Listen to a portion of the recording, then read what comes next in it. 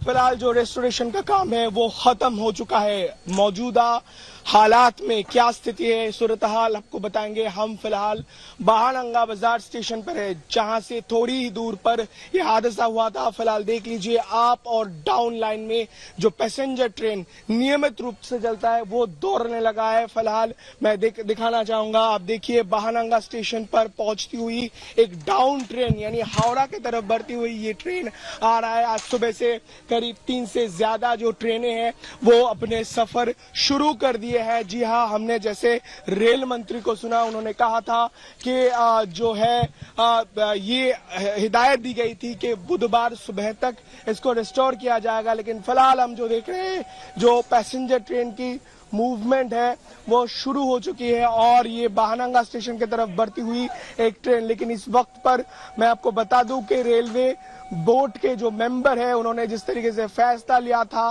कि इस बहानंगा स्टेशन से होकर जब ये ट्रेनें दौड़ेगी, क्योंकि वहां पर देखिए अभी भी पटरी पर लोग हैं, निगरानी कर रहे हैं, तो इसका स्पीड जो है कम रहेगा। इसी के कारण धीरे धीरे वो है आवाज करती हुई ये ट्रेन हावड़ा की तरफ बढ़ रही है। जी हाँ, अप और डाउन लाइन में जो रेल की यातायात है बिल्कुल नॉर्मल हो चुका है और धीरे धीरे एक ट्रेन जो है बहानंगा स्टेशन की तरफ बढ़ती हुई आगे जो रेलवे की ट्रैक है, दोनों ट्रैक यानी अप और डाउन लाइन के ट्रैक वो नॉर्मल हो चुके हैं।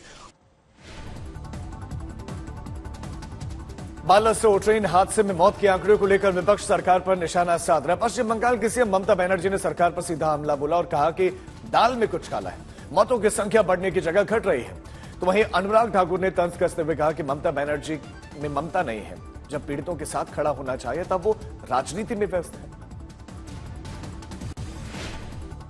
देखिए नंबर क्यों कमती कर रहे हैं लोग, अभी तो मिला ही नहीं किसी को। हमारा इधर से अगर 200 का माफिक हो गया तब भी और भी क्रिटिकल है बहुत। 60% लोगों ने जो हॉस्पिटल में भर्ती है वो क्रिटिकल है। सबसे बड़ा इंसिडेंट है, सबसे बड़ा एक्सीडेंट है। इतना लोग को मत होने का बाद अब तो कम से कम क्षमा चाह सकती थी, वो भी नहीं किया। रेल हादसा बहुत दुखद घटना है, राजनीति किसी को इस पे नहीं करनी चाहिए। आपके कुछ सुझाव हैं, कुछ सेवा करना चाहते तो आगे आइए।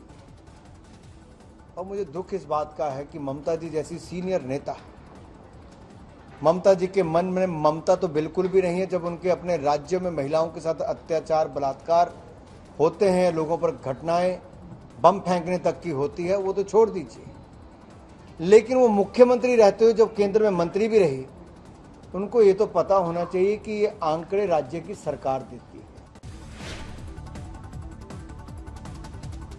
ओडिशा के बालासोर में हुए ट्रेन हादसे पर राहुल गांधी ने एक बार फिर से इशारों में सरकार पर निशाना साधा है। हालांकि राहुल गांधी ने किसी का नाम नहीं लिया और बिना नाम लिए न्यूयॉर्क में प्रवासियों को संबोधन के दौरान उन्होंने कहा कि कांग्रेस के मंत्रियों ने कभी भी जिम्मेदारी से मुंह नहीं मोड़ा, लेकिन आज कोई सच स्वीकार करने के लिए तैयार नहीं है। न्यूयॉर्क के जेविट सेंटर में बालासोर हादसे में मारे गए लोगों को उन्होंने श्रद्धांजलि भी दी। I remember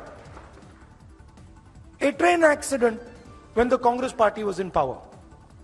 The Congress party did not get up and say, now it is the fault of the British that the train has crashed. No, the Congress minister, I remember, said, it is my responsibility the train has crashed, I'm resigning.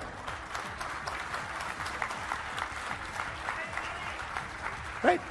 So this is the problem that we have back home. Nitish Kumar की अगुवाई में पटना में 12 जून को होने वाली विपक्षी दलों की बैठक फिलहाल टल गई है। नीतीश कुमार 2024 के लोकसभा चुनावों के लिए विपक्षी दलों को एक साथ लाने की कोशिशों में जुटे हैं। इसी कड़ी में पटना में बैठक होने वाली थी, जिसमें ममता बनर्जी से लेकर अरविंद केजरीवाल, हेमंत सोरेन, अखिलेश यादव, शरद पवार समेत कई दलों के नेता शामिल होने वाले थे। सूत्रों के मुताबिक अब यह बैठक 23 जून को हो सकती है।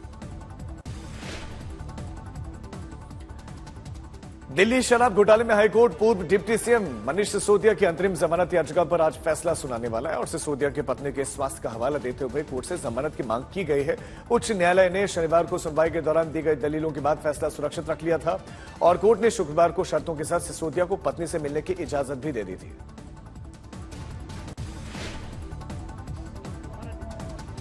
बाबा बागेश्वर उत्तराखंड में भगवान बद्रीनाथ के दर्शनों के लिए पहुंचे और मंदिर में उनका शानदार स्वागत हुआ। पंडित धीरेन्द्र शास्त्री से मिलने के लिए वहां पर भारी भीड़ उमड़ गई। बाबा बागेश्वर से पहले बद्री विशाल के उन्होंने पहले दर्शन किए, फिर भक्तों के साथ सेल्फी क्लिक करवाई, बच्चों के साथ भी जमकर मस्ती की और इस मौके पर उन्होंने सोशल मीडिया पर एक वीडियो साझा किया जिसमें अपने अनुभव उन्होंने शेयर किए। आज हम आ गए हैं बड़ोदरा का दरबार पूर्ण करके बद्रीनाथ भगवान के दर्शन करने, इस पावन भूमि को प्रणाम करने। उत्तराखंड तीर्थों की भूमि है, देवों की भूमि है और बड़ा अद्भुत नजारा है। एकदम बर्फ है सामने, ये इस तरफ नर पर्वत है, ये नारायण पर्वत है। नर नारायण आज भी यहाँ तपस्या कर रहे हैं और कभी समय मिले तो आप सब, अभी तो घर बैठे दर्शन कर ही लो, कभी समय मिले तो जरूर पधारना।